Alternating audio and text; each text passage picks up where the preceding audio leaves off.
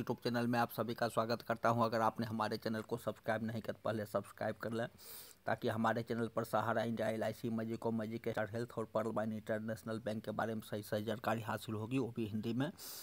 साथ ही साथ दोस्तों, हमारे insurance tech support YouTube channel से जुड़ने के लिए आप फेसबुक और टेलीग्राम ऐप पर भी आप जुड़ सकते हैं। आज का वीडियो दोस्तों बहुत बड़ा महत्वपूर्ण वीडियो है। वीडियो को अंत तक जरूर देखेंगे और चैनल पर बने रहने के लिए लाइक और सब्सक्राइब करेंगे। तो आइए वीडियो शुरू करता हूँ। सेंट्रल रजिस्ट्रार के अधिकारियों ने बताया कि सहारा क्रेडिट कोऑपरेटिव सोसाइटियों जमाकर्ताओं का भुगतान किस प्रकार होगा। आजकल भारत देश में सरकार द्वारा नागरिकों की समस्याओं के समाधान हेतु केंद्र सरकार तथा प्रदेश सरकारों द्वारा जन शिकायत निवारण हेतु पोर्टल बनाए गए हैं। टोल फ्री नंबर भी प्रायः सभी सरकारी विभाग मंत्रालय में दिए गए हैं, जिनका बिल हजारों करोड़ रुपये में सरकार द्वारा भरा जाता है और बिल का पैसा जनता जनार्दन की टैक्स के रूप में लिया जाता है। लेकिन जब यह पोर्टल नागरिकों की समस्याओं को निपटारा करने की बजाय अपने टारगेट को पूरा करने के लिए समस्याओं को पढ़े बिना ही उसका मनमाना जवाब देकर बंद कर देना आम बात हो गई है। सरकारी तंत्र पर सरकार का नियंत्रण नहीं है अथवा सरकार संरक्षण प्राप्त है। टोल फ्री नंबर प्रायः सभी को पता है कि केंद्र सरकार हो अथवा राज्य सरकार के सरकारी कार्यालयों में फ़ोन की घंटी जाती रहती है, लेकिन कोई फ़ोन उठाता ही नहीं। और यदि कोई फ़ोन उठा भी लेंगे तब विभिन्न प्रकार के नियमों का हवाला देकर टालम टोल कर फ़ोन काट देना सरकारी अधिकारियों और कर्मचारियों की आम बात हो गई है। आखिर ऐसे टोल फ्री और ऐसी सरकारी पोर्टल का क्या मतलब, जब समस्या समाधान की वजह उसे टालम टोल किया जाए। आज मैं आप लोगों को सेंट्रल रजिस्ट्रार सहकारिता मंत्रालय नई दिल्ली के अधिकारियों के टोल फ्री अथवा ऑफिस में स्थित फ़ोन नंबर की सच्चाई बताने जा रहा हूँ। कोई बंदे 10-5 को कॉल किए हैं, जो इस न्यूज़ में आया है। इसमें दिया गया है, मैंने दिनांक 10/5/2023 को CRC नई दिल्ली से सहारा इंडिया कोऑपरेटिव सोसाइटी के निवेशकों के भुगतान के संबंध में जानकारी लेने हेतु अनेकों बार फ़ोन नंबर जो कि CRCS के ऑनलाइन साइट पर मौजूद है उन पर संपर्क करने का प्रयास किया।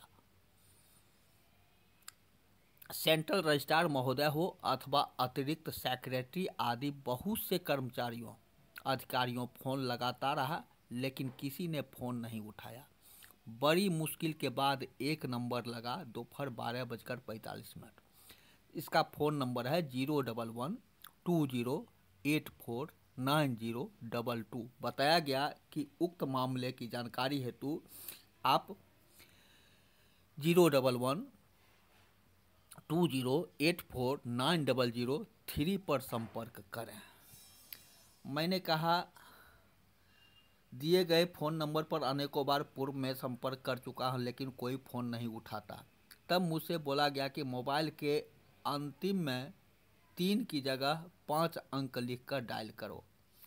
मैंने कहा कि फ़ोन घंटी जाती है, कोई उठाता क्यों नहीं है। मुझे जवाब मिला कि लंच टाइम चल रहा होगा। प्रश्न उठता है कि दोपहर 12:45 पर कौन सा लंच टाइम होता है।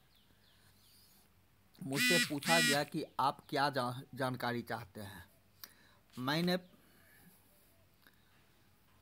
पूछा कि मैं सहारा क्रेडिट कोऑपरेटिव सोसाइटी के जमाकर्ताओं के भुगतान के विषय में दस्तावेज जमा करने के विषय में जानकारी चाहता हूँ। तब मुझे जवाब मिला कि CRCS इस पर काम चल रहा है, पोर्टल तैयार हो रहा है। मैंने पूछा कब तक तैयार होगा, तब बताया गया कि विस्तृत जानकारी के लिए उक्त नंबर पर पुनः संपर्क करो। मैंने संपर्क किया, बड़ी मुश्किल की बात फ़ोन उठा और जवाब मिला कि साहब अभी लंच पर हैं, 1 घंटे बाद फ़ोन लगाना। मैंने दोपहर 3 बजे पुनः फ़ोन लगाया। फ़ोन नंबर के अंतिम अंक 350305 जो कि CRCS अधिकारियों का है, जो सहारा क्रेडिट कोऑपरेटिव सोसाइटी लिमिटेड के निवेशकों का रिफंड हेतु जानकारी अनुसार काम कर रही है। एक नंबर पर घंटी गई लेकिन किसी ने उठाया नहीं। दूसरे नंबर पर मैसेज मिला कि फ़ोन नंबर सेवा में नहीं है। आखिर यह कैसी व्यवस्था हमारे देश के वैधानिक तंत्र स्थापित हो गई है।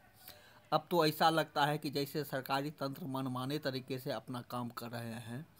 मैंने इस विषय में माननीय अमित शाह सहकारिता मंत्री भारत सरकार ऑफिस कार्यालय का नंबर 011-2084-9021 जो कि ऑफिशियल साइट से प्राप्त हुआ, उस पर संपर्क किया। 3 बार फ़ोन लगाने के बाद फ़ोन उठा। मैंने संबंधित अधिकारी का नाम पूछा लेकिन नाम नहीं बताया। बोलने लगे आपको क्या काम है, आप काम बोलिए।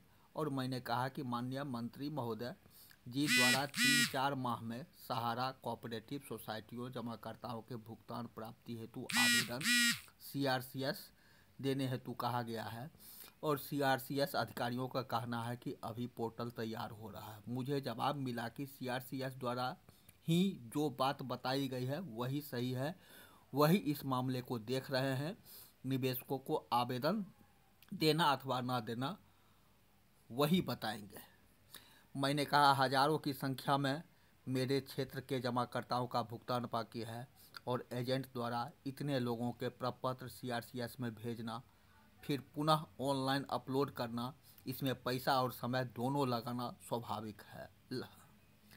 मुझे जवाब मिला कि पोर्टल तैयार होने का इंतज़ार करो, जबकि जमाकर्ताओं का एजेंटों के ऊपर दबाव बनाया जा रहा है कि जब माननीय अमित शाह जी द्वारा घोषणा कर दी गई है, आवेदन एजेंट लोग सबमिट करवाएं, चाहे पैसा खर्च हो अथवा परेशान हो।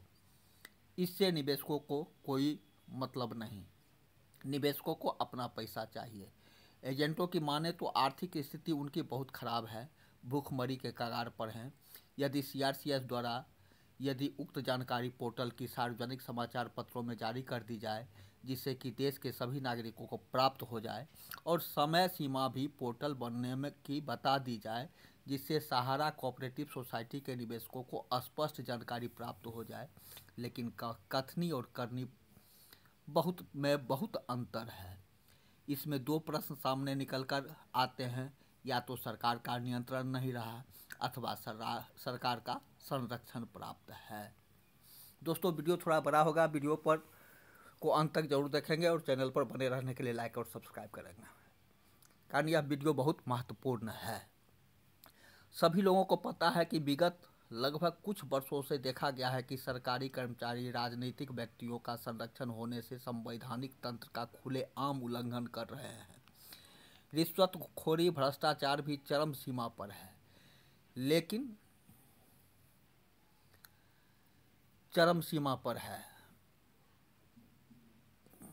लेकिन हम किससे अपेक्षा रखेंगे जब रक्षक ही भक्षक हैं, और न्याय धर्म देश कैसे सुरक्षित रख सकता है।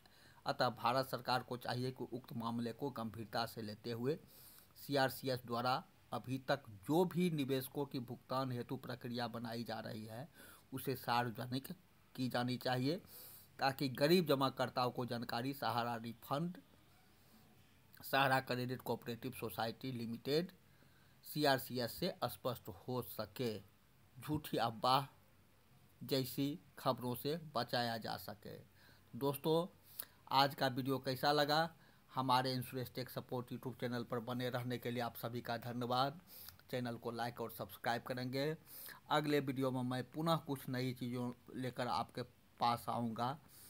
आज के लिए इतना ही, तब तक के लिए धन्यवाद। जय हिंद।